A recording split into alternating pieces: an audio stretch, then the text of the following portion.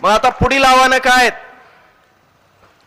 ऊसतोडी बंद करायची म्हणजे आता इथं शेतकरी आलेत, आता त्यांनी हातही वर केलाय, इशाराही दिलाय ऊसतोडी बंद करायची आहे. परंतु भावकीची ऊसतोडी बंद कशी करायची? मेन मुद्दा आहे, भावकीची ऊसतोडी बंद कशी करायची? आम्ही नशीबवान आहेत, आमच्या इकडे भावकीनं आपापसात भांडण न करता ऊसतोडी बंद केली.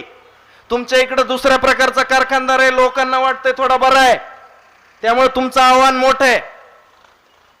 त्याच्यानंतर पुढे काय होतं? नंतर वाहतूक बंद करायची. ट्रॅक्टर कोणाचे? भावकीचेच, शेतकऱ्यांचे. गावामध्ये ट्रॅक्टर अडवता येतील का?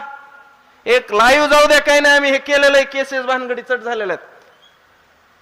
शेतकरी गावातले अडवू देतील का? नाही.